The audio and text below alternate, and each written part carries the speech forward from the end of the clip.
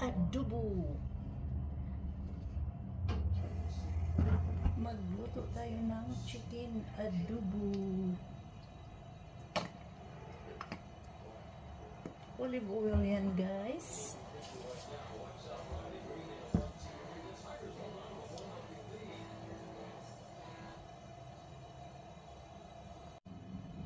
Onions.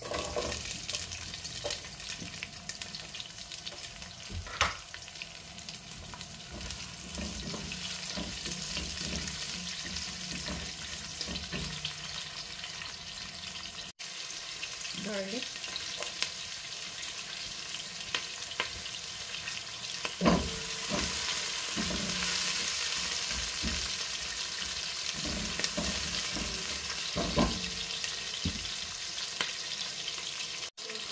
Chicken.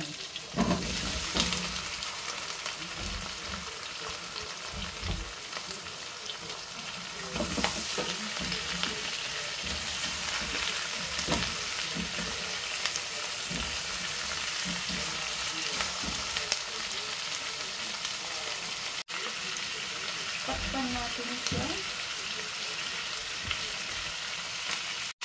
Takpan lang natin siya dyan. Isuti lang natin siya ng kunti bago natin lagyan ang ating mga seasoning.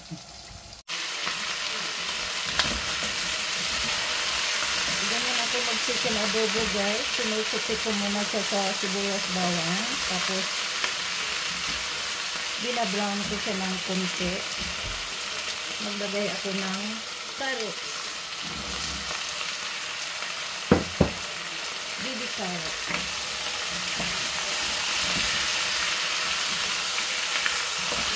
Pwede kang maglagay dito ng hard-boiled eggs at saka patatas. Dahil naka-low carb diet ako, carrots ang ating gagamitin. So now, pwede na natin ilagay ang ating mga seasoning.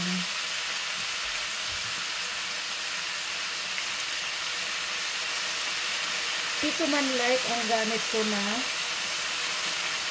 ano to sa Tagalog, soy sauce. Hindi ko ma-remember sa Tagalog. Tapos maglagay tayo ng vinegar. Tansa-tansa lang.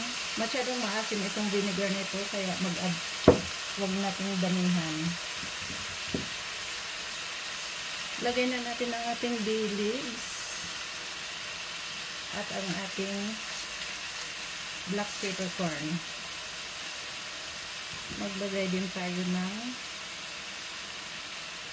chicken powder bouillon.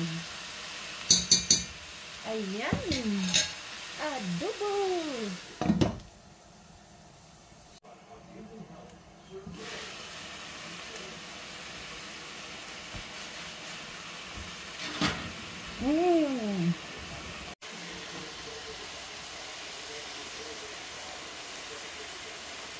Haluin. Pwede na siyang haluin. Huwag nating haluin kaagad pagkalagay ng vinegar. Kailangan pakuluin muna. Otherwise, nahihilaw ang ating vinegar.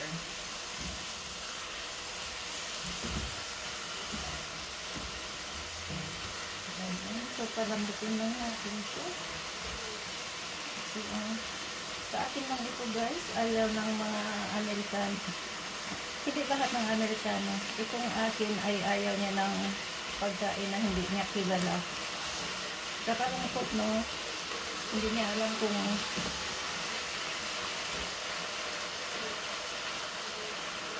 pero karamihan ng mga Amerikano kumakain ng pagkain natin. Siya hindi talaga. Pag mayroon siyang mapagpipilian, pero pagka wala siyang mapagpipilian, mapilitan siya.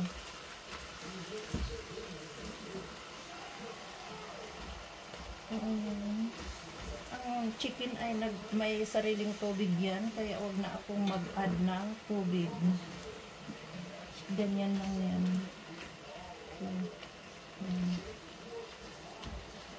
Naka high protein diet kasi ako, kaya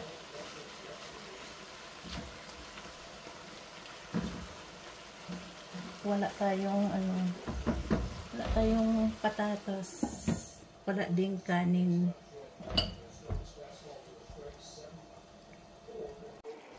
Chicken adobo a la Hermelita.